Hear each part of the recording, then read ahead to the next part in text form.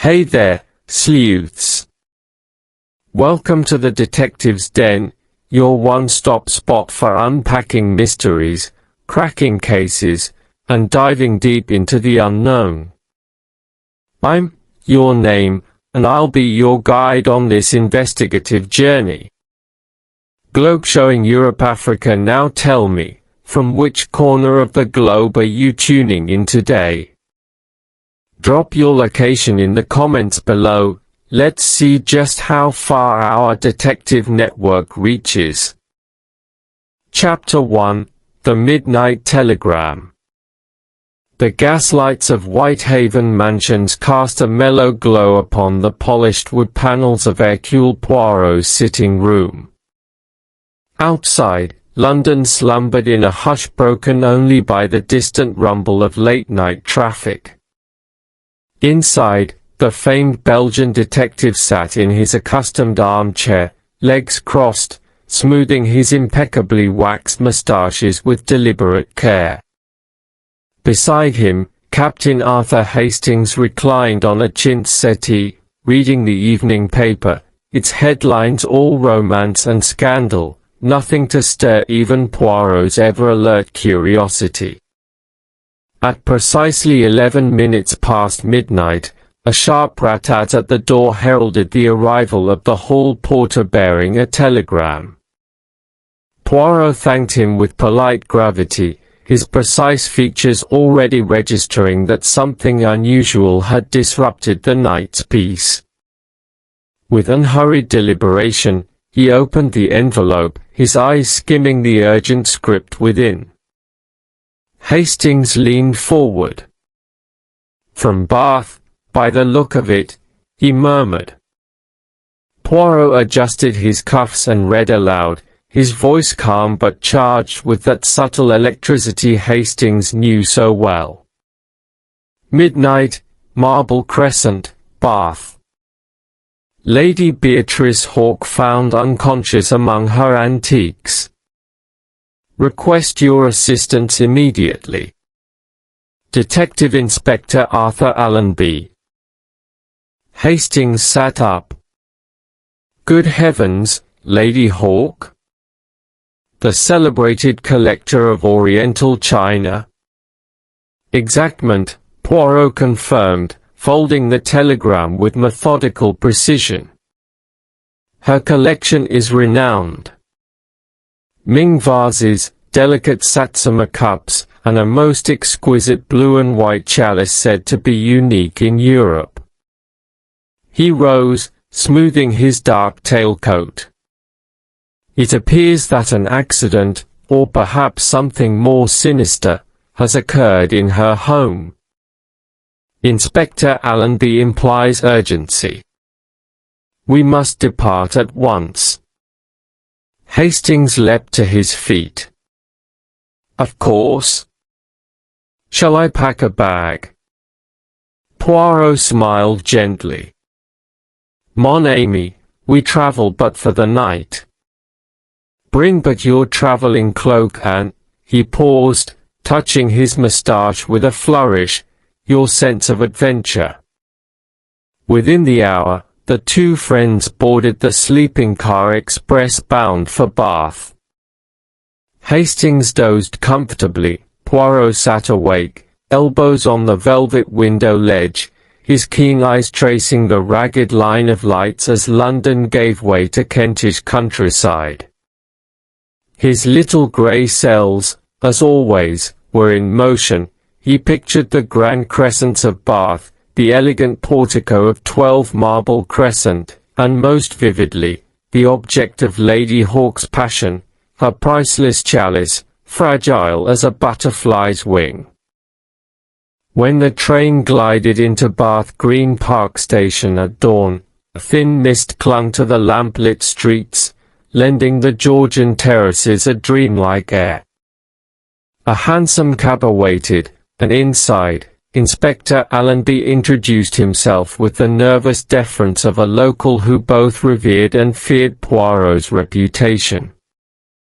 "Thank you for coming," Allenby said, his brow furrowed. Lady Hawke was discovered at nearly midnight by her housekeeper, collapsed on the floor of her drawing room. The china lay shattered around her, none of it particularly valuable, save for that one chalice. It is missing. I fear it has been stolen. Poirot inclined his head, considering. But the more important question, he said softly, is why Lady Hawke lies unconscious upon the floor. Accident? Foul play? We must see the scene. The cab rattled through Bath's narrow lanes until they paused before Marble Crescent, a sweeping semicircular row of Honeystone townhouses. Number 12's tall sash windows glowed with flickering lamplight. As they approached, Poirot noted the heavy curtain drawn across one lower window, the faint odor of hot oil paint in the air, perhaps Lady Hawke's recent penchant for relining frames, or something more sinister, a perfumed attempt to mask another scent altogether. Inside, the drawing room was a tableau of emulsion white plaster and dark mahogany furniture. Lady Beatrice Hawke lay supine on a velvet chaise longue, her face pale but composed, as though unconscious more in repose than in distress. Around her, shards of porcelain glimmered like pieces of broken moonlight on the oriental rug. But the shrine of her treasures was incomplete. Where the Ming chalice should have stood upon its ebon plinth, only an empty space remained, and an indentation in the carpet suggested it had vanished as surely as a puff of smoke. Captain Hastings stepped forward, concern etched across his features. "My lady," he murmured, placing a gentle hand on her shoulder. At his touch, she let out a faint sigh but did not awaken. Poirot knelt by the fringe of broken cups and bowls. With gloved fingertips, he lifted the largest fragment, a handle edged in gilt, and turned it this way and that under the lamplight. No fingerprints marred the surface, each fragment lay precisely where it had fallen. Hastily broken, yes, but with the deliberation of someone who wished to destroy only that which stood in the way. He straightened, pursing his lips. "Inspector," he said, rising, "this room tells its story, but in whispers. No sign of forced entry, doors and windows remain secure from the inside." The housekeeper discovered Lady Hawke at once. Yet someone took the chalice, shattered the lesser items to distract, and rendered the lady unconscious. Allenby nodded miserably. "That is my conclusion, too, but why? The chalice is worth a small fortune. And yet getting away with it, here in her own home, is beyond reckless." Poirot's eyes flicked to the pristine mantelpiece, where a single white glove lay discarded, as though its owner had been startled into departure. He rose and walked to the window, glancing out upon the pale light of early morning. Returning, he fixed the inspector with a steely gaze. "Send for Miss Marchmorne, her private secretary, and the housekeeper. I wish to hear their statements as soon as possible. Meanwhile, Captain Hastings and I shall examine every detail here." Allenby hesitated. "Of course, Monsieur Poirot. We will secure the house and ensure no one else enters." Poirot assented. "Mon ami," he said to Hastings, "observe well each pattern of the carpet, the placement of every fragment, the angle of that small lamp." He waved a gloved hand toward the lamp, its shade tilted at an odd angle. "Accident, or subtle sign. The smallest misalignment will betray the criminal mind. Fill your notebook, Hastings. I shall need your faithful recollection. As Hastings bent to sketch the lamp's position, Poirot moved to the chaise longue. Gently, he lifted Lady Hawke's hand. Beneath the cuff of her sleeve, he discovered a light bruise, faint as a watercolor. She was struck, he murmured. Perhaps from behind, or by something broad and flat. He glanced around, noting the absence of a fallen cushion, the lack of a weapon. The same hand that broke the china likely struck her to prevent resistance. From outside came the hush of staff voices. Allenby ushered in the housekeeper, an elderly woman in black crepe, trembling yet dutiful. Behind her, Miss Marchmont, tall and composed, with keen eyes and a notebook at the ready. Poirot greeted them civilly and began his questioning, his voice gentle but unyielding. Each word, each hesitation, he filed away, tucking it into the labyrinth of his little grey cells. By the time Lady Hawke was borne upstairs to the care of her physician, Poirot had pieced together the outline of a crime, a theft disguised by theatrical destruction, an assault delivered with calculated force, and a perpetrator confident enough to strike within these hallowed walls. As dawn brightened and Bath stirred to life, Hastings looked up from his notes. "Do you already know who did this, Poirot?" Poirot smiled, tapping his moustache thoughtfully. "Not yet, Hastings. But the truth is here in the silence between the broken fragments. Let us step outside and breathe the crisp morning air, for the game is afoot, and many questions await." Together, they emerged onto Marble Crescent, the first rays of sun glinting upon Bath's Georgian facades. And Hercule Poirot, ever the master of detection, set his gaze upon the empty plinth in the drawing-room, resolved that, by the end of his investigation, every piece would be accounted for, and justice served. Chapter 2: The Circle of Guests. The pale winter sun filtered through frost-kissed windows as Hercule Poirot and Captain Hastings gathered in the grand dining room of 12 Marble Crescent. The room's mahogany sideboard bore a tarnished silver tea service. The long oval table had been hastily cleared of morning coffee and toast, its surface now strewn with notebooks and the remnants of Lady Hawke's shattered breakfast, jam-smeared plates, half-eaten scones forgotten in the tumult of last night's crime. Detective Inspector Allenby stood by the window, his breath condensing in the cold as he completed the formalities of securing the house.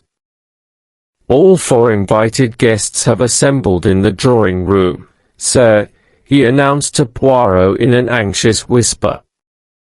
"They are, as you know, Mr. Thaddeus Mallory, Lady Hawke's solicitor, Miss Camilla Hawke, her sister, Dr. Arthur Pembroke, the family physician, and Mr. Felix Rousseau, the art dealer."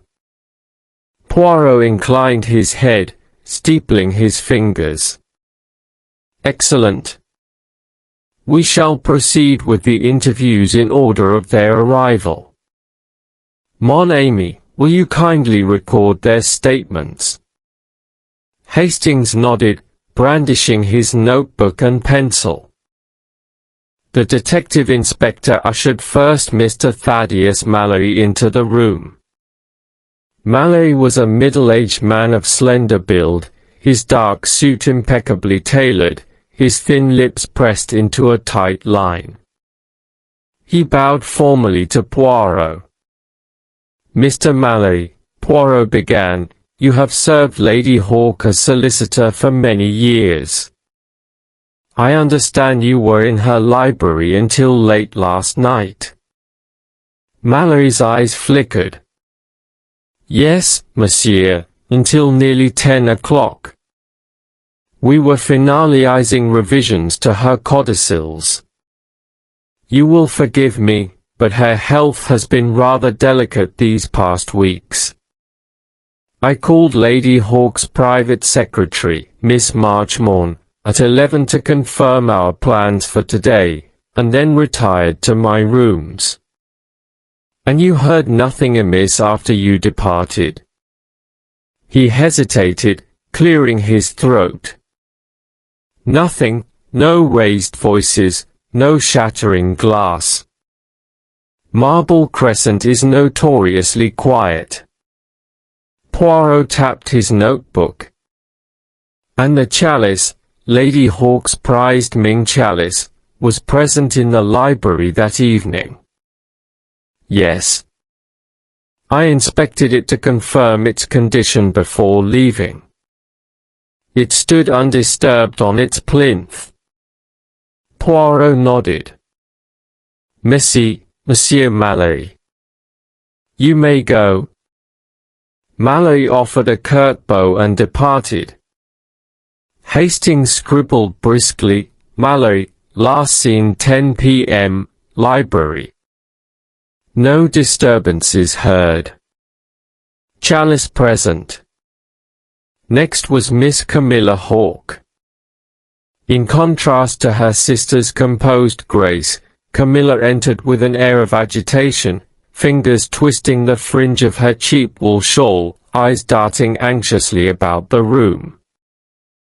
Camilla, Poirot said gently, I know you and your sister have been under strain of late. I ask only that you speak truthfully. Camilla swallowed.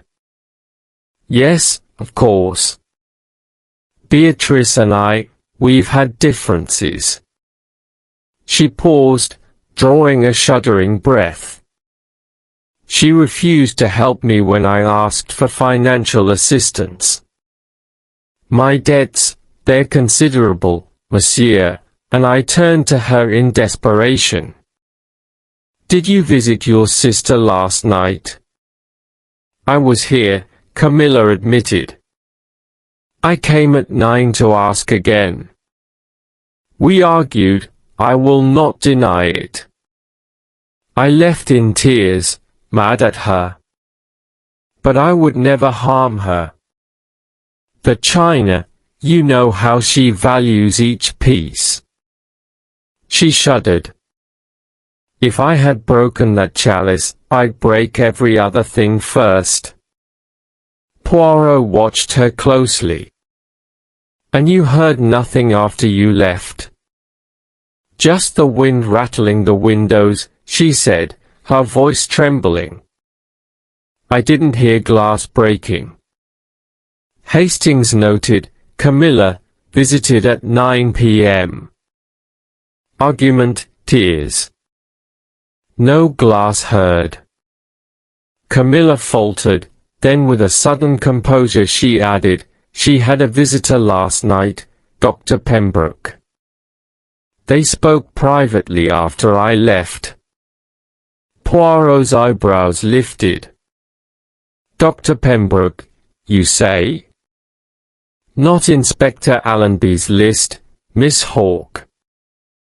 Camilla looked flustered. Oh, but he is. He came to see her about health matters. I did not think it of consequence. Poirot inclined his head. Thank you, mademoiselle. That is all. Camilla curtsied and left, her shawl rustling behind her. Dr. Arthur Pembroke entered next, tall, with a hawk-like nose and a measured gait, his medical bag in hand. He nodded politely to Poirot. Dr. Pembroke, Poirot began, you examined Lady Hawke yesterday afternoon. Pembroke hesitated, adjusting his spectacles. Yes. She complained of dizziness and fatigue. I stayed until dusk to ensure she could retire safely. After that, I returned home. Did you return again later? The doctor's throat tightened. I made a second visit at 11. She had sent for me, complained of a sudden headache. Poirot leaned forward. Alone? No other person present. I arrived to find the house dark, locked for the night. The housekeeper let me in. I found Miss Hawke unconscious and called for help at once. And the china? Pembroke swallowed. Shattered, everywhere. I thought it must have been an accident, poor lady is so frail. Poirot nodded, expression inscrutable. Thank you, Doctor. Your statement is noted. Hastings wrote, Pembroke, examined until dusk, returned at 11 p.m. on summons. Found Lady Hawke unconscious. China shattered. Finally, Mr. Felix Rousseau stepped forward. He was younger than the others, with dark hair, a deliberate smile, and paint-spattered cuffs betraying his intimate involvement with the sale and restoration of fine porcelains. Mr. Rousseau, Poirot said, you arrived yesterday evening to discuss potential acquisitions. Rousseau's smile wavered. Yes, Lady Hawke invited me at 8 to view several pieces she considered selling. We spoke until nearly 10, examining vases in the drawing room. And did you handle the chalice? He swallowed. She allowed me to inspect it, its glaze, its fineness. I admired it greatly. But I left it untouched on its stand. Poirot's gaze was sharp. Did you notice anything unusual after you left? Rousseau hesitated. Only that the street was unnervingly silent. No lamps lit to the edge of the Crescent. I thought it odd but thought nothing more of it at the time. He finished quickly, as though anxious to be gone. Poirot granted him leave.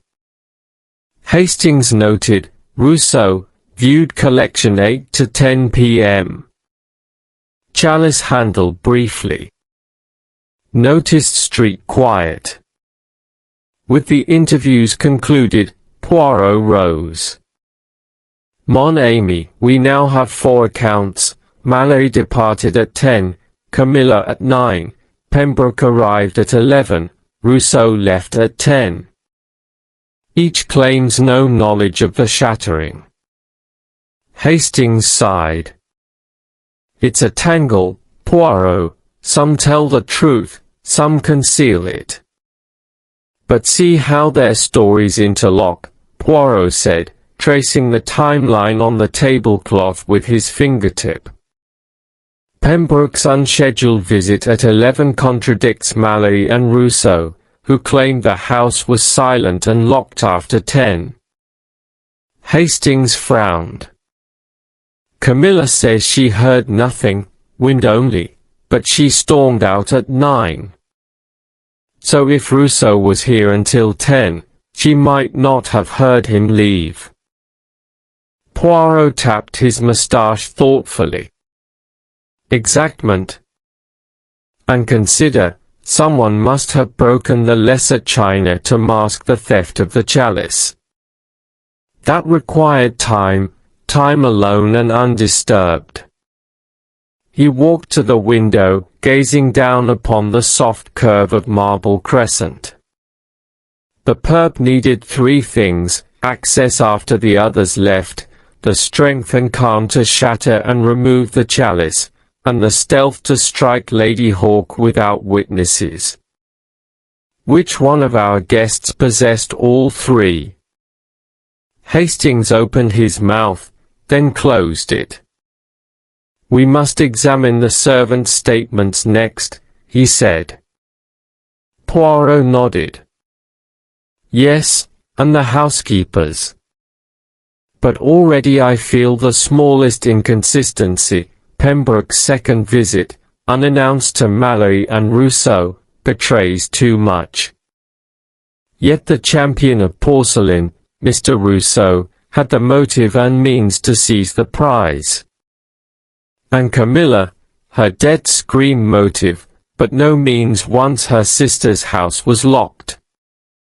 He paused, rubbing his chin. We shall proceed, mon ami. But mark my words, the truth will be revealed not in grand gestures, but in these delicate interstices, between 11 and midnight, between the break of China and the strike that felled Lady Hawke. Hastings jotted one final note, next, housekeeper, private secretary, servants. And so, as the shadows lengthened in Marble Crescent, Poirot prepared to delve deeper into the web of half-truths, certain that among these four, only one held the final piece of the puzzle.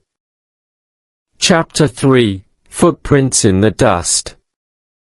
The late afternoon light had faded to a pewter gloom by the time Hercule Poirot and Captain Hastings reassembled in Lady Hawke's drawing-room. The once crisp chill of early morning had deepened into a damp draught that whispered through the tall sash windows. The shattered porcelain still lay undisturbed, but now Poirot had arranged a small section of the fragments upon a low table, giving each piece its own space beneath the lamplight. Observe, Hastings, Poirot said, pointing to a smudge of fine brown powder upon the hearth's edge. A fingerprint powder? No. These are minute granules of bathstone dust. He tapped a fragmented shard. See how the grit clings to the break's fresh edges. Our thief moved swiftly, but not without brushing past the mantle's surface. Perhaps he, or she, entered through this window. Hastings peered at the hearth. It seems they climbed in, then? Possibly. Yet no one reported hearing the sound of glass breaking from outside. Unless the wind masked it. Poirot's eyes narrowed. But there is another sign. He knelt to examine the rug. A footprint, small, perhaps a lady's slipper, imprinted in the dust upon the threshold. Notice the arched curve and the slight depression at the ball of the foot. Hastings leaned down. I see it, raw silk, perhaps. But Lady Hawke wears slippers of soft suede. This looks stiffer. Precisely. A visiting slipper, Poirot murmured. Not the housekeeper's plain felt, nor Miss Marchmont's practical boots. Someone arrived for but a moment, entered, and left it behind. He stood. Let us hear from those who know every footstep in this house. The housekeeper's account. Down the corridor, the stout housekeeper, Mrs. Evelyn Gregory, waited with her rheumy eyes fixed upon the carpet. She curtsied stiffly, her apron starched and spotless. Poirot greeted her with that unflappable courtesy which at once encouraged confidence. Madame Gregory, he began gently, you discovered Lady Hawke last night. Yes, sir. Her voice trembled. I came to draw her curtains before bed, as is my duty. When I entered, the room was dark, but I saw the silk dressing gown pulled on the chaise and, oh, the china strewn everywhere." She let out a small sob. Poor lady lay there, motionless. I screamed and ran for Miss Marchmorn. "Did you hear anything before you entered?" She shook her head. "Only the wind rattling the sash, and, was that a quiet footfall?" "I feared it was the cat, though we have none. I thought perhaps a visitor slipping away, but I dared not investigate." Poirot noted her pallor. "And did you see footprints upon the hearth or the carpet?" Her eyes widened. "Footprints, sir? I saw nothing but the shattered plates. I must have rushed in too quickly." "Merci, madam. Your duty was to summon help. You acted bravely." As she left, Hastings recorded, "Housekeeper, heard wind, possible footfall, no footprints observed due to haste." Miss Marchmont's revelation.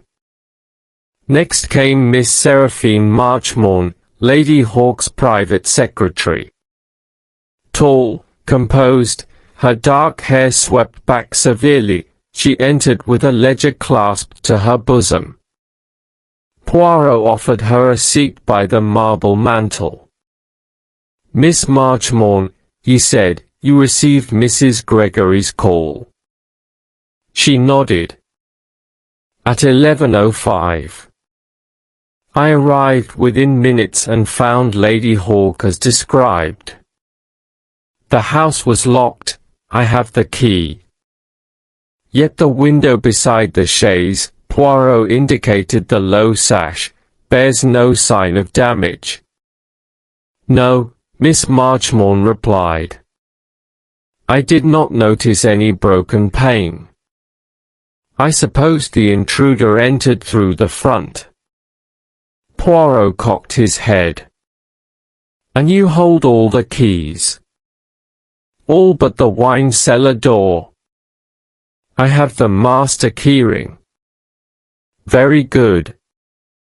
Now, Miss Marchmorn, did you observe anyone entering or leaving the house after 10 o'clock? She hesitated. "Madam's solicitor, Mr. Mallory, called at 10:15 to confirm tomorrow's meeting." Poirot made a note. "And Mr. Rousseau, the art dealer, did he depart before or after Mr. Mallory?" The secretary glanced at her watch. "Mr. Rousseau left nearer 9:50, then Mr. Mallory arrived promptly at 10. "Excellent. And Dr. Pembroke?" "He attended a late consultation at the gentlemen's quarters, as I understood." Poirot arched an eyebrow. "Yet he himself stated he returned here at 11. Miss Marchmont's lip quivered. "He did. He told me afterwards that he received an urgent call from Lady Hawke, though he gave no explanation." "A call you did not receive?" Poirot asked softly. "No, sir." She shook her head. "I slept heavily." "Understandable." Poirot paused, steepling his fingers. "Miss Marchmorn, I must ask one more thing. Do you keep a list of keys and spare keys?" "Yes, here." She handed him a small leather-bound register. Poirot opened it carefully. On the final page was a note in Lady Hawke's handwriting. "Chiave Segreta, for emergencies only." Poirot looked up. "A secret key, Miss Marchmorn. Unknown to you." Her color drained.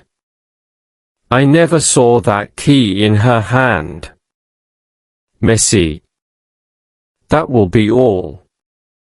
Hastings scribbled, secret key exists, purpose unclear. Pembroke's call unlogged.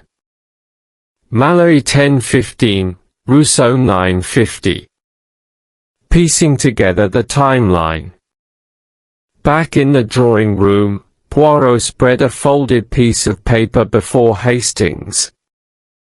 Our timeline thus far: Camilla departs at 9, Rousseau lingers until 10, Mallory arrives at 10:15 and leaves before 11, Pembroke returns at 11, finding the scene. He tapped the paper's corner. But this secret key suggests a fifth participant, one with access unknown to the household.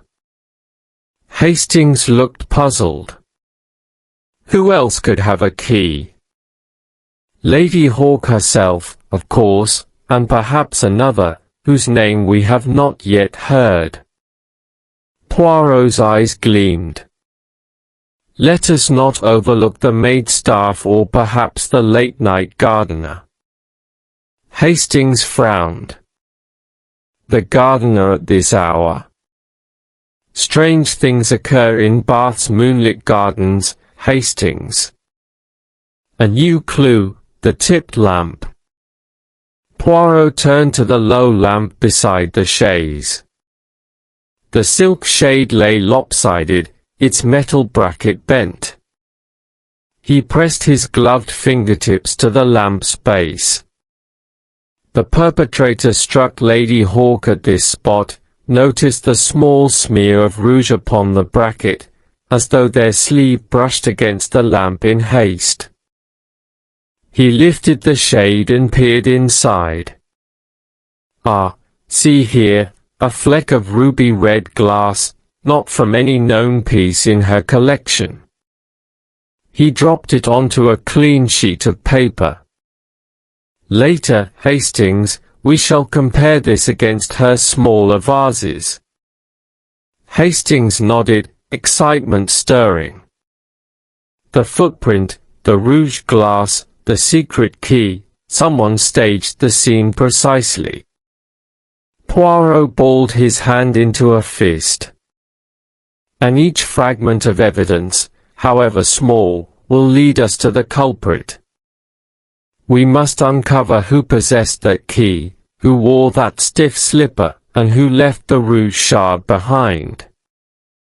He rose, smoothing his coat. Come, my friend. We will interview the servants and then examine the vases in the morning room. Tonight, we dine in Marble Crescent, and let every ear listen for the whisper of silk slippers upon stone. As they departed, the drawing room lay silent but for the soft patter of falling dusk outside, a hush pregnant with anticipation. And Hercule Poirot, his moustaches as fine as the clues he chased, already pieced together the web of footprints in the dust. Chapter 4: The Letter in the Library. Late that afternoon, with the winter dusk already gathering outside, Hercule Poirot and Captain Hastings retraced their steps to Lady Beatrice Hawke's private library. The tall bookcases, carved from dark oak, rose like sentinels against the panelled walls. The leather-bound volumes whispered of centuries of knowledge and long-buried secrets. A single globe lamp cast a warm pool of light over the central desk, where Poirot had, on his first visit, admired the neat lines of marble inlay and the bronze fittings. Today, something more clandestine awaited discovery. Observe, Hastings, Poirot said softly, setting down his gloved hand upon the desk's smooth surface. The librarian's ledgers are in perfect order, but I noted these slight scratches upon the underside of the brass keyhole surround. He tapped a faint groove in the metal. Someone forced this drawer at some point, carefully, with a tool narrow enough to slip beneath the metal. Hastings leaned forward. But the rest of the library shows no sign of disturbance. Precisely. Only the drawer directly beneath the leopard print blotter has been tampered with. Poirot lifted the blotter, revealing a discreet keyhole, and produced a slender penknife from his coat, one with a blade so fine it could pick a lock. Within moments, there was a soft click. Poirot slid the drawer open. Inside lay a single white envelope, sealed with deep red wax bearing the Hawke family crest, a stylized hawk clutching an olive branch. There was no name, only the crest. Poirot broke the seal with deliberate care and withdrew a folded sheet of heavy cream stationery. "Ah," he murmured, unfolding the paper. "It seems we have our first direct message from the shadows." Hastings peered over Poirot's shoulder. "A letter? From whom?"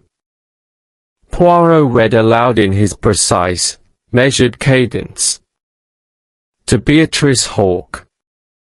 The sins of our forebears echo through the stones of this city. The marriage broken, the inheritance stolen, the oath betrayed in Bath Abbey at midnight. You know the truth of your bloodline, deny it, and you will lose more than your porcelain.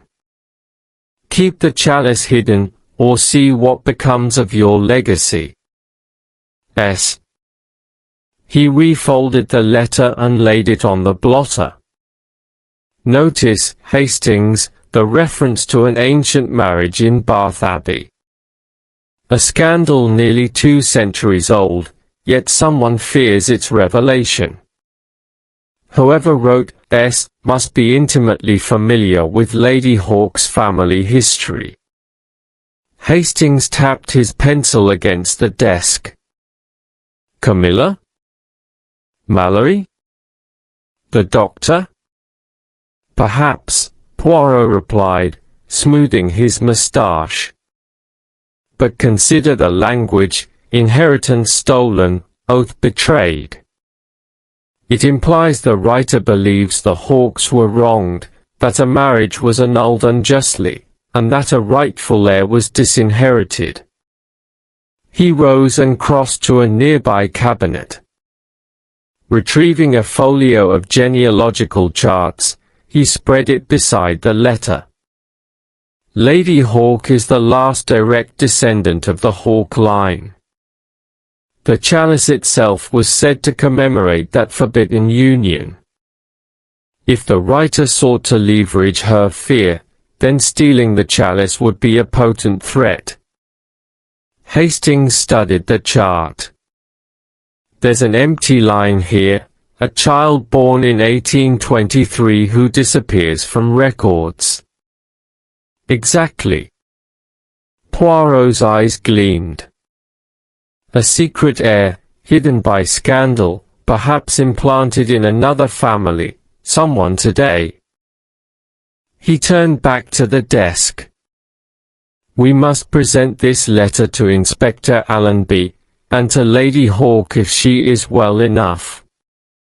But first, Hastings, let us consider who had opportunity to learn of this secret." Reassembling the timeline. They retraced their earlier timeline. Camilla Hawke left Marble Crescent at 9 p.m., after her quarrel over money. Felix Rousseau departed 10 minutes later, at 9:50 p.m., from the drawing room. Thaddeus Malloy arrived at 10:15 p.m. to confer on the will, departed just before 11 p.m. Dr. Pembroke returned at 11:05 p.m., claiming a summons from Lady Hawke. Whichever suspect had the knowledge of the Abbey's annulled marriage must have researched the Hawke genealogy, Poirot observed. That requires both discretion and time. Who among them possessed that? Hastings tapped his notebook. Mallory, certainly. As solicitor, he would handle wills and archives. Camilla might know, if she stumbled upon old letters while searching for valuables.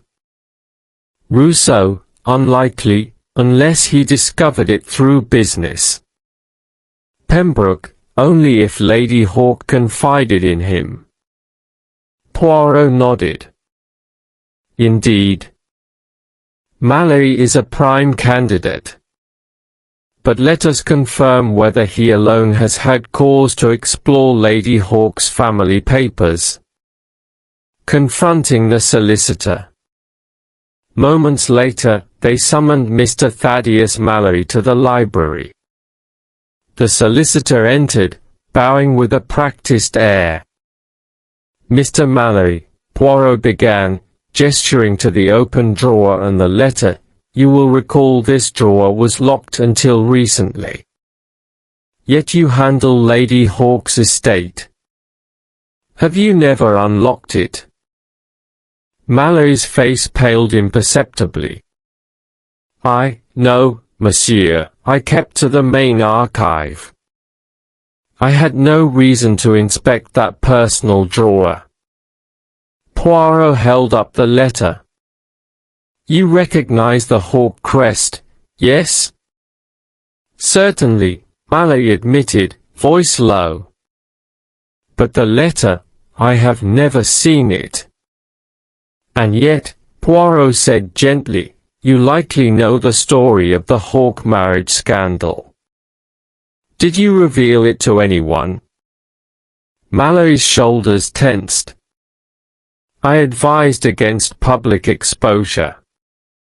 The family agreed it was best forgotten. But you retained full access to Lady Hawke's papers, Poirot pressed. Facts you could exploit. Mallory swallowed. I assure you, I would never threaten Lady Hawke. Poirot's gaze was unwavering. Very well. You may go, though I trust you will not leave Bath without further conversation. As Mallory departed, Hastings murmured, he looked both defensive and fearful. Fear is different from guilt, Poirot replied. We must be sure before we condemn. A whisper in the stacks. Alone again, Poirot and Hastings investigated the library's bookshelves. Poirot ran his fingertips along the worn spines until he paused before a volume of Bath Court records. He pulled it outward, a subtle click. A hidden spring released a small compartment in the shelf. Inside lay a faded leather-bound diary with Lady Hawke's initials, B.H. embossed in gold. By Jove! Hastings whispered. The diary. Poirot turned the fragile pages. They detailed a series of entries from the early 1870s, penned by Beatrice's great-aunt, Matilda Hawke, who had fallen in love with a French émigré clergyman. The marriage, it recounted, had been annulled by her family to preserve their social standing, and the clergyman's name was Samuel Duval. Poirot traced a line with his finger. Duval. The initial S in the threatening letter. Our correspondent styles himself the heir of Duval's line. Hastings blinked. But Duval had no children, did he? Poirot nodded. Not publicly. But if one existed, it would now be a distant relative of Lady Hawke. He closed the diary with reverence. The person threatening Lady Hawke believes, perhaps rightly, that the chalice represents Matilda's secret marriage.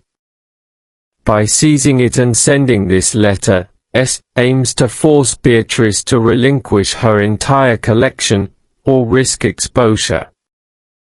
The doctor's explanation. At that moment, Dr. Arthur Pembroke entered, summoned by the librarian's discreet ring. His face was grave beneath the lamp's glow. Poirot showed him the diary and the threat letter. "Doctor, you care for Lady Hawke's health. Did she ever mention these family secrets to you?" Pembroke swallowed. "Only in passing. She would speak of the diary's existence, perhaps, but never confessed its contents. I never imagined it held such scandal." Poirot's gaze bore into him. "You returned here last night at 11. Why?" Pembroke hesitated. "She sent for me. I thought it a fainting spell. I found her lying among the china, unconscious. She murmured Duval before I arrived." Hastings looked astonished. "So she knew, just before the attack?" "OUI," Poirot said. The very mention of Duval stirred her attacker to strike. The last echo of the past. Pembroke's face fell. "I feared for her life, and her legacy." A new direction. As Pembroke withdrew, Poirot turned to Hastings. "We have unravelled the motive, an air of Duval seeking vengeance or recognition, and the means, the secret key, the forced drawer, the letter. Now, we must discover who among our suspects bears that bloodline, or believes they do." Hastings closed his notebook. "Camilla? She bears no Duval connection. Mallory? A professional with access. Rousseau?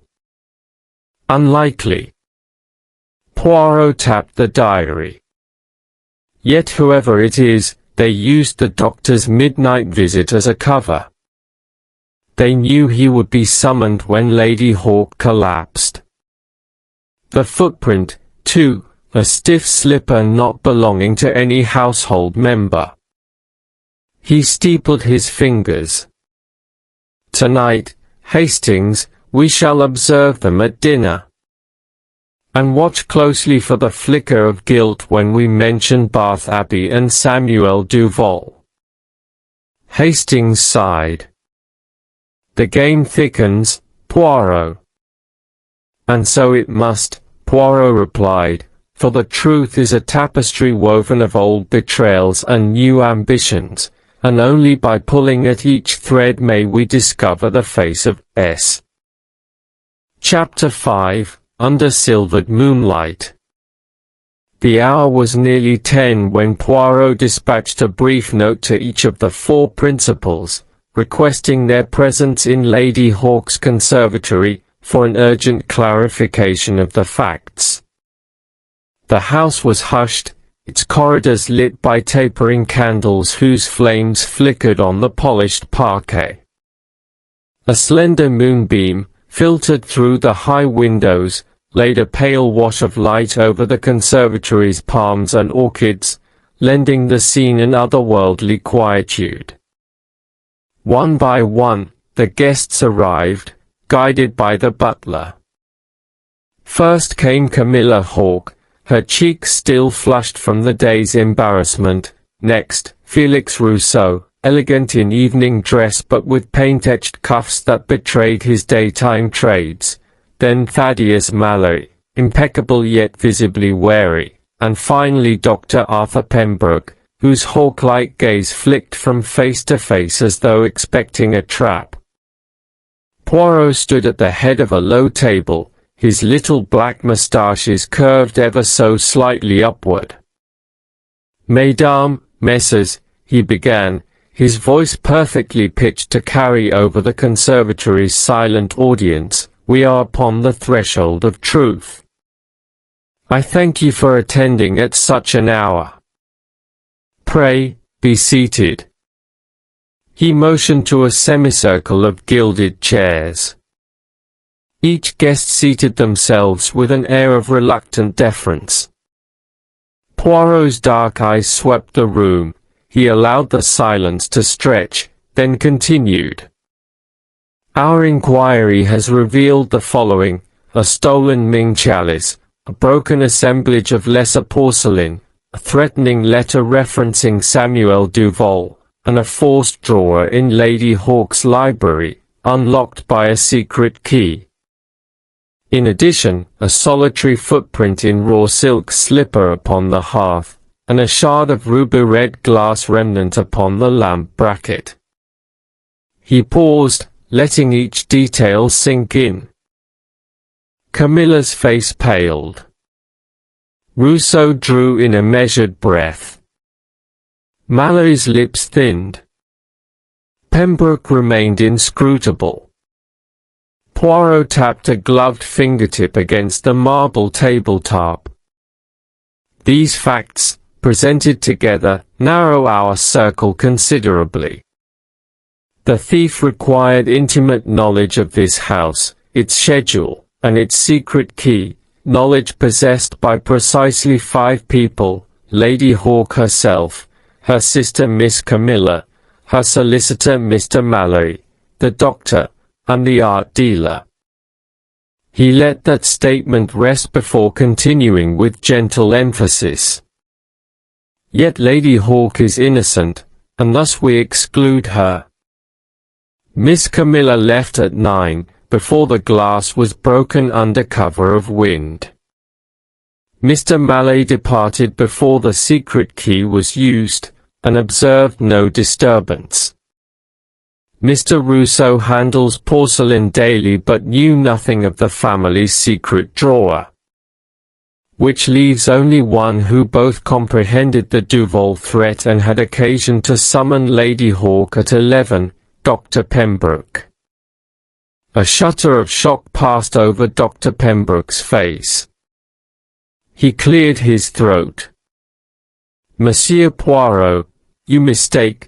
My visit at 11 was professional. The lady's headache was acute. Indeed, Poirot conceded with an approving nod. Yet you did not inform Miss Marchmorne of this urgent summons, nor did you disclose it to Mr. Mallory, whose solicitory duties would have demanded awareness of any nocturnal meeting concerning Lady Hawke's will or well-being. Mallory bristled. I had every right to privacy in our professional relationship. Ah, but privacy is a two-way street, n'est-ce pas? Poirot replied. Still, we may credit you that duty called you back. Yet only one person among us possessed both knowledge of the Duval marriage and a motive to reclaim what they considered their inheritance, the one who believed Samuel Duval's lineage was cheated. He swept his gaze to Camilla. Miss Hawke, you bear no Duval blood, correct? She shook her head, fear in her eyes. I sought only my sister's help, never her harm. And you, Mr. Rousseau, Poirot continued, would you truly steal and destroy a priceless chalice merely to claim a family secret you could never claim? Rousseau's voice trembled. My interest was purely artistic. Poirot's eyes returned to Pembroke. Doctor, I confess I doubted your innocence until I discovered the fragment of ruby-red glass. That fragment did not come from any Satsuma or Celadon in this house, but from a small Bohemian paperweight I have seen in your consulting rooms. A collective gasp rippled through the circle. Pembroke's composure cracked. That was in my carriage. I carry a paperweight to steady my documents. Quite so, Poirot said. Yet the glass shard on the lamp bracket came from your paperweight, and thus you were at the lamp when the chalice shattered. More tellingly, you had opportunity, and understanding, to force open the secret drawer, seize the chalice, and leave the threatening letter.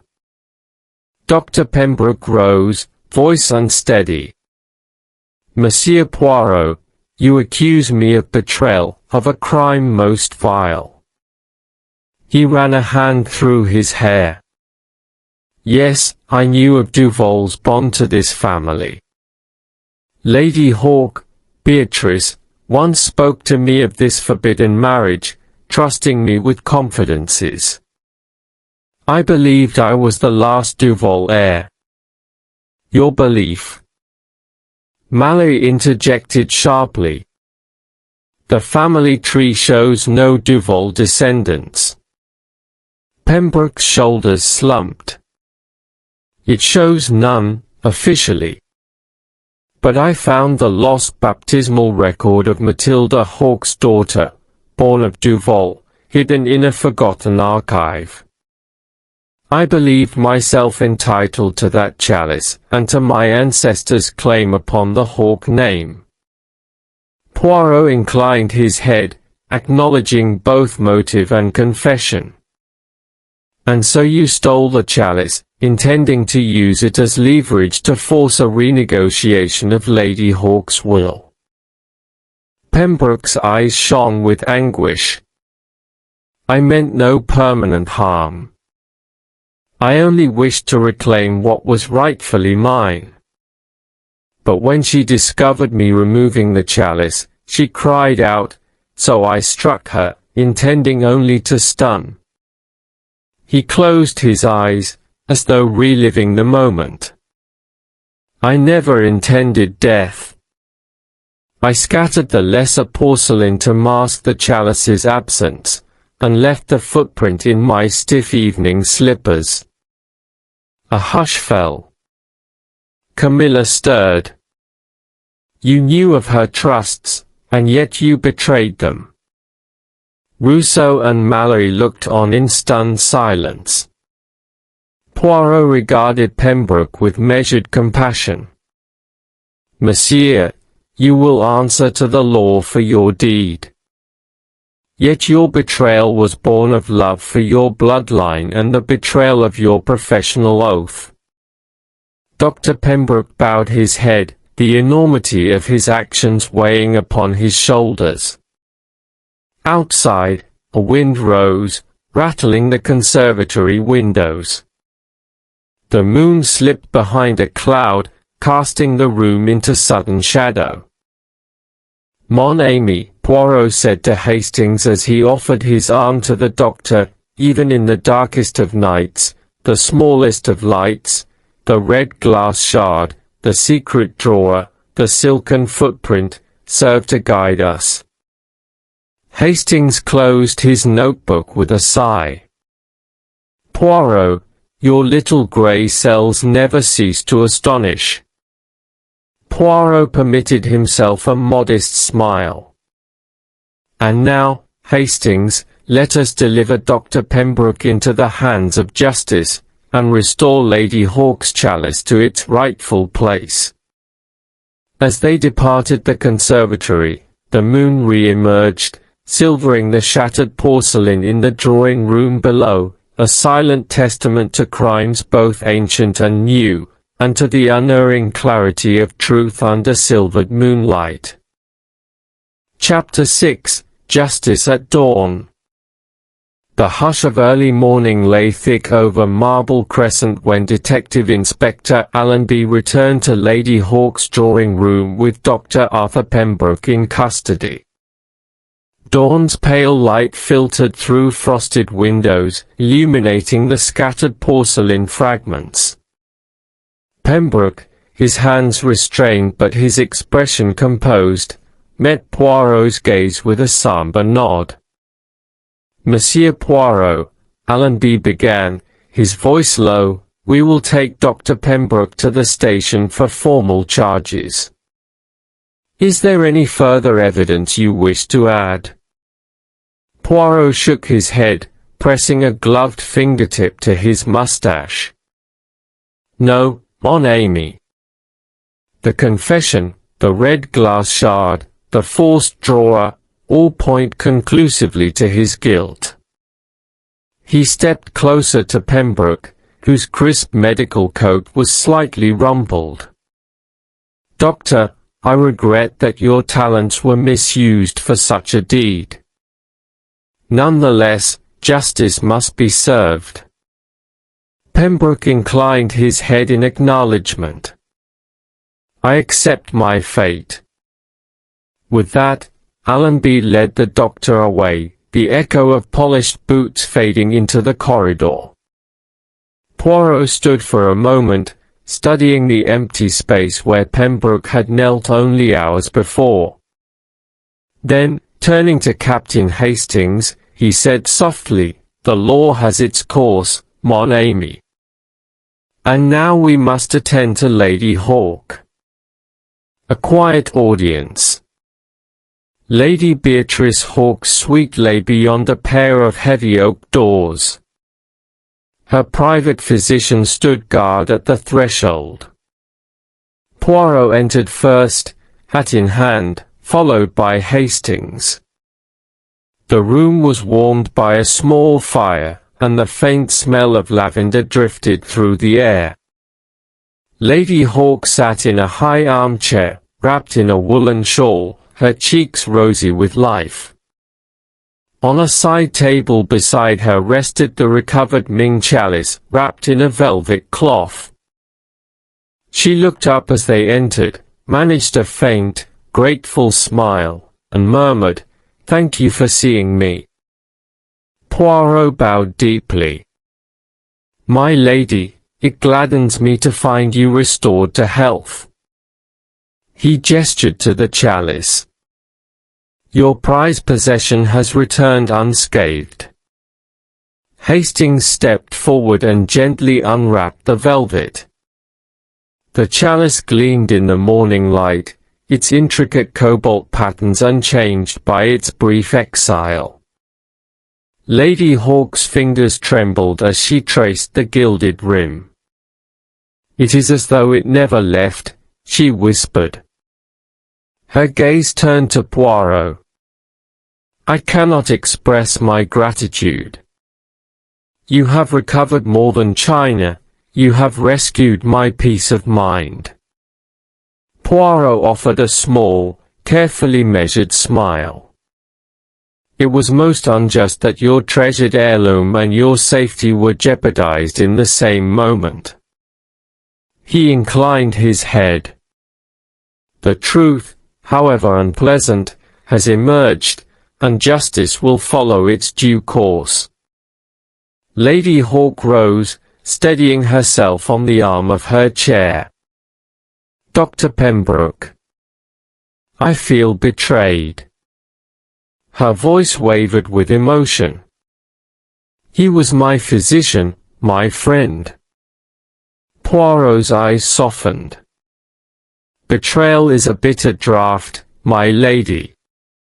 Yet his motives sprang from misguided devotion to a family legend and anger at a past he believed wronged him. Such passions may twist the finest hearts. She closed her eyes and took a steadying breath. "I suppose I too was haunted by that history, yet I never imagined anyone would harm me for it." Hastings placed a comforting hand on her shoulder. "You were remarkably brave, my lady." Lady Hawke nodded. "And I owe my recovery to you both." She paused, then added with quiet resolve, "I intend to revise my will. No longer shall bloodlines govern my legacy. These treasures belong to history, and must be shared with the world." Poirot's eyebrows lifted in approval. a wise decision. By opening your collection to public view, you transform a symbol of private grievance into one of communal enrichment. The morning news. Later that day, as the household stirred, Poirot and Hastings passed along Marble Crescent to find a vendor's stall where the morning papers lay in neat stacks. Hastings retrieved a copy of the Bath Chronicle and flicked to the front page. Shock in Marble Crescent, Doctor arrested for theft and assault at Lady Hawke's home, blared the headline. Beneath, a summary recounted the night's events: the breaking of priceless porcelain, the theft of a Ming chalice, the assault on Lady Hawke, and the subsequent confession of Dr. Pembroke. Hastings frowned. Quite the scandal. It is, Poirot agreed. Yet the facts are displayed plainly, a wrongful act corrected by the tireless work of law and order. He folded the paper. Come, Hastings. We have one final task. This story demands a record in the family archives. Epilogue to a crime. Back in the drawing room, Poirot sat at the mahogany desk once more. He produced a sheaf of paper and a fine nibbed pen. As Hastings looked on, Poirot composed his report, a succinct account of events, discoveries, and conclusions, to be sealed in the Hawke family records. When he finished, he handed the report to Hastings. "Will you deliver this to Lady Hawke? She may wish to keep it for posterity." Hastings nodded, tucking the documents into his coat. Poirot rose and paced the length of the room, glancing now and then at the restored china cabinet, where the Ming chalice and its companions stood once more in luminous order. At last he turned to Hastings. "Mon ami, we have brought reconciliation to a house rent by old grievances and present betrayal. The chalice, symbolic of a hidden marriage and a silenced heir, has returned home. A misguided soul has confessed, and in doing so, revealed the frailty of human devotion." Hastings folded his arms. "Yet there is hope in Lady Hawke's decision to share her collection. Light dispels shadows, as they say." Poirot tapped his moustache thoughtfully. "Exactment. The greater the light, the fewer the corners in which secrets may hide." He looked around the room one last time. "Now, Hastings, let us depart Marble Crescent. Our journey onward awaits, and other mysteries no doubt beckon." As they left the house, the winter sky had cleared, and the sun cast bright rays upon Bath's Georgian rooftops. Poirot paused at the gate, tipping his hat to the silent terrace. "In every case, mon ami," he said softly, "the smallest clue, a shard of glass, a secret key, a single footprint, can open the door to truth. And when justice is done at dawn, the light upon the world is all the brighter." With that, he followed Hastings down the Crescent, leaving behind a house where peace had been restored, and walking toward the next puzzle, wherever it might lie. Chapter 7. In the Court of Public Opinion. Winter's grip loosened only slightly when the news broke that Dr. Arthur Pembroke's trial would be held at Taunton Assizes, Bath's nearest Crown Court. Rumours swirled through Marble Crescent and beyond. The respected physician-turned-defendant, the venerable Lady Hawke's trust betrayed, the stolen chalice and shattered porcelain. Even before the gavel fell, public sentiment had already passed its verdict. The morning of the trial. Captain Hastings and I arrived in Taunton beneath dull skies flecked with sleet. The courthouse loomed, its granite columns austere and unwelcoming. The great oak doors stood open to a crush of reporters, onlookers, and bailiffs. Hastings, coat collar turned high against the wind, shook his head. "Remarkable," he muttered. "A doctor of society, now a prisoner." I placed a reassuring hand on his arm. "Let us remember, Hastings, that justice must be measured by evidence and law, not by gossip or outrage." Inside, the courtroom was already half-filled. Lady Hawke sat in a reserved pew behind a screen of sympathetic friends. Her sister Camilla, looking pale and distant, sat nearby. Felix Rousseau and Thaddeus Mallory had travelled to lend their testimonies. Dr. Pembroke, gaunt and worn, stood at the dock, his eyes fixed upon the judge's bench. Prosecution and defence. Mr. Edwards, the Crown Prosecutor, rose with studied gravity. He painted a portrait of Dr. Pembroke's crime, a calculated assault upon his patient, the theft of a priceless heirloom, and a conspiracy to blackmail. He displayed photographs of the broken porcelain, the threatening letter addressed to Lady Hawke, and the shard of ruby glass traced to Pembroke's carriage paperweight. Each element he presented with theatrical flourish, eliciting gasps from the gallery. When the defense rose, Mr. Collins offered a more tempered view. He acknowledged Pembroke's guilt in striking Lady Hawke, but pleaded for circumstances of grave provocation and long-standing familial obsession. He described the doctor's discovery of the old Duval baptismal record as a shock to his conscience, compelling him to act in the name of ancestral justice. He urged the jury to weigh Pembroke's professional record and his decades of service to Bath's elite. Witness testimonies. One by one, the witnesses took the stand. Thaddeus Mallory recounted that he had found Lady Hawke in faint distress that December evening but had observed no sign of forced entry, and had been told only that her doctor had been summoned. Felix Rousseau spoke of his admiration for the Ming Chalice and of the anger he felt upon hearing of its disappearance. Though he denied any involvement, his gaze drifted toward the dock in apprehension.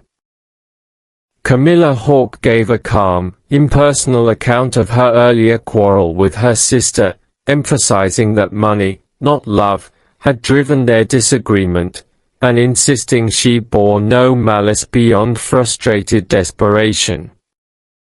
Miss Seraphine Marchmorn described the harried commotion of discovering her employer unconscious, and testified to the locked doors and absence of any intruder's key, save the secret one Pembroke alone could have used. Finally, the prosecution called Inspector Allenby, who identified the footprints, the forced drawer, and the distinctive glass shard. His recollection was succinct, but his imposing presence lent weight to every fact he recited. The doctor's confession.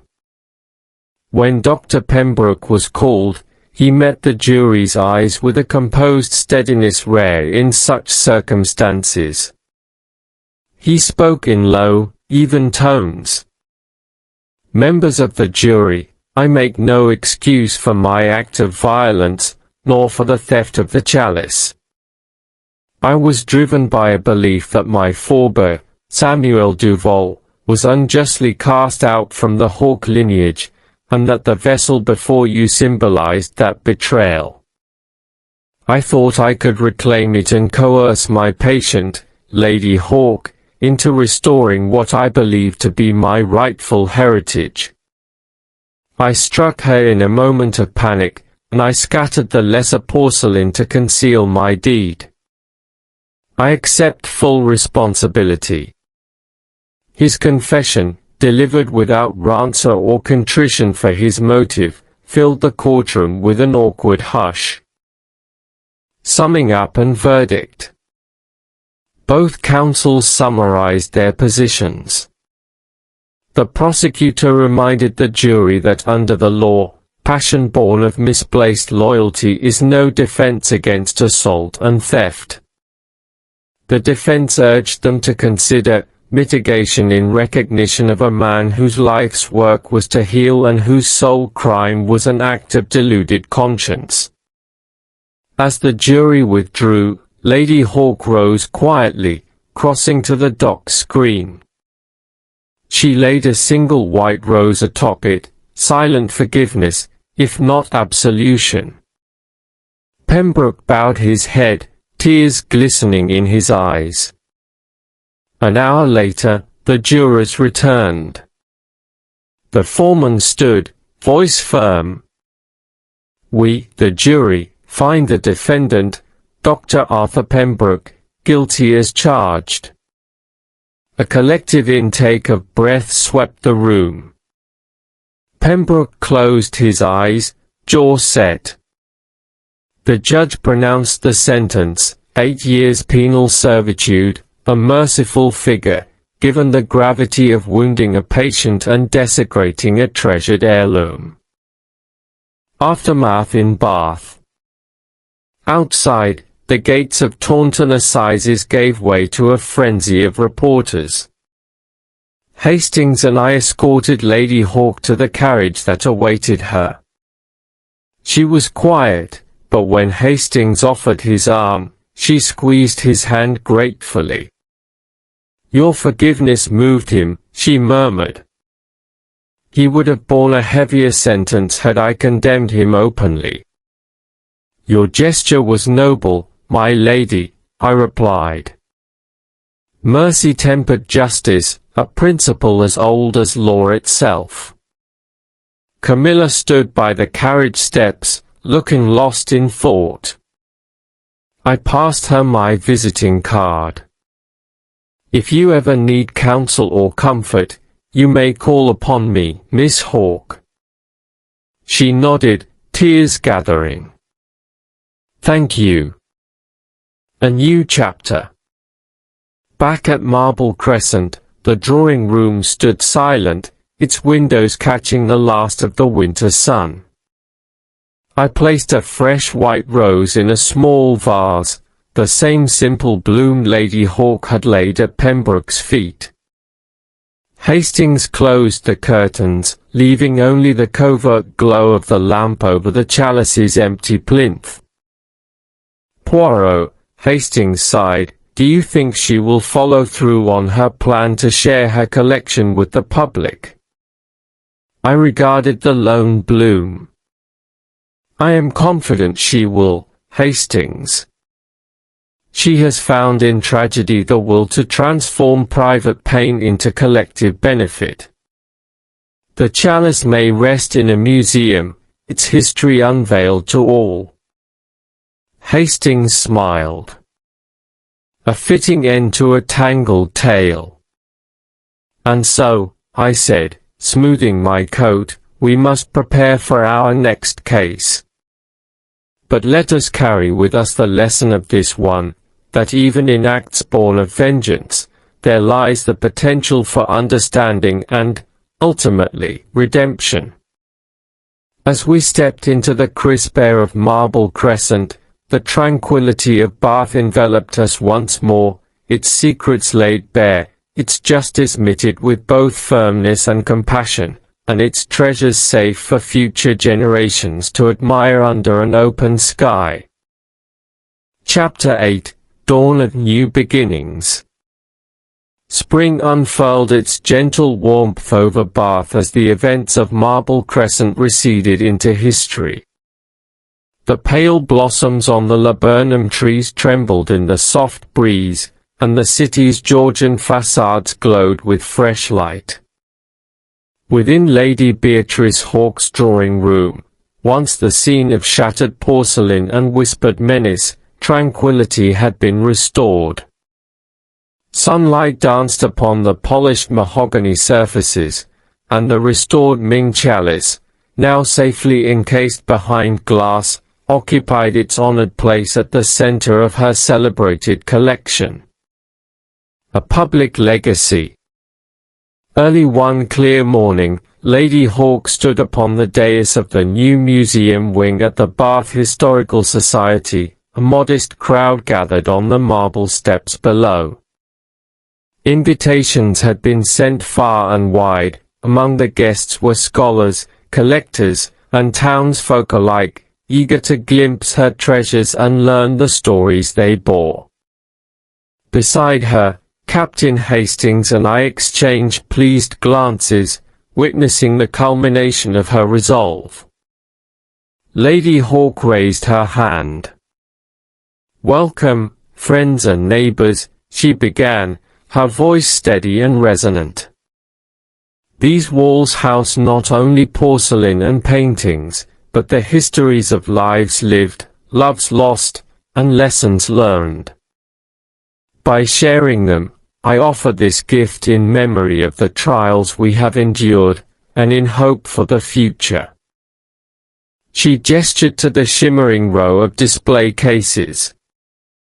"May these artifacts inspire you to seek truth, to cherish compassion, and to remember that every object holds a tale beyond its surface."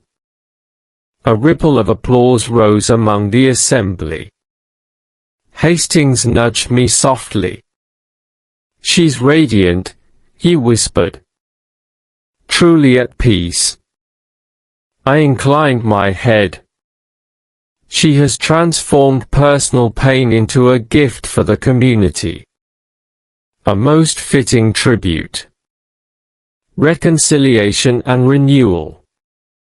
Back on Marble Crescent, the household staff bustled with renewed purpose. Camilla Hawke moved quietly through the corridors, no longer burdened by concealment or debt.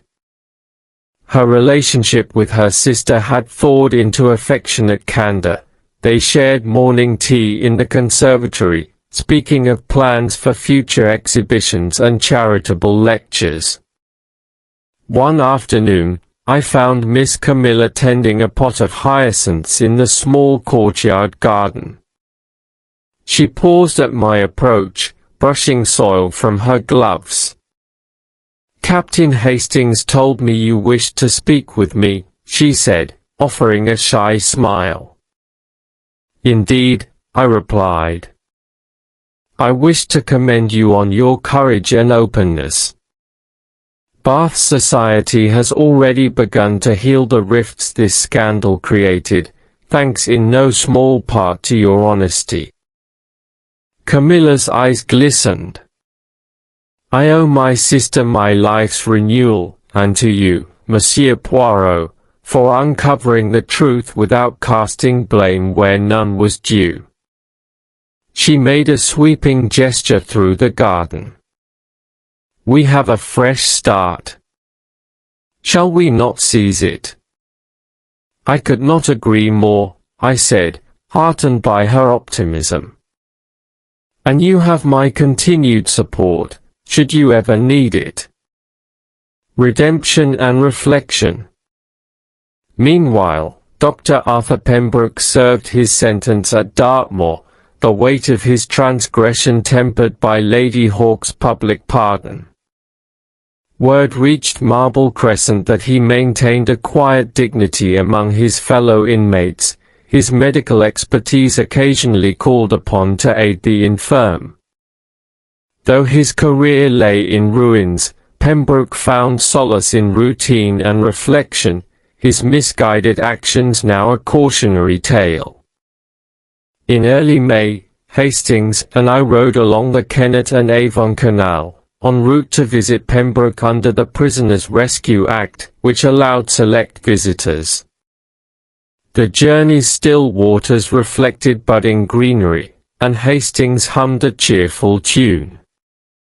At the prison's visitor lodge, Pembroke awaited with subdued gratitude. He rose as we entered. "Monsieur Poirot, Captain Hastings," he greeted, voice measured. "Thank you for coming." I inclined my head. "Doctor, I wished to speak not as an interrogator, but as one concerned for redemption. You have borne the consequences of your choices with humility, an essential step toward atonement." Pembroke's gaze met mine. "Your words offer more comfort than I deserve. Yet I have come to understand that justice and mercy walk hand in hand, thanks to Lady Hawke's compassion." Hastings pressed a small parcel into his hand. A volume on Bath's history, with a note from Lady Hawke. "She hopes it brings you hope." Pembroke's eyes softened. "Please convey my deepest thanks. I shall cherish it." And, in his heart, resolved to build a new, honest life once released.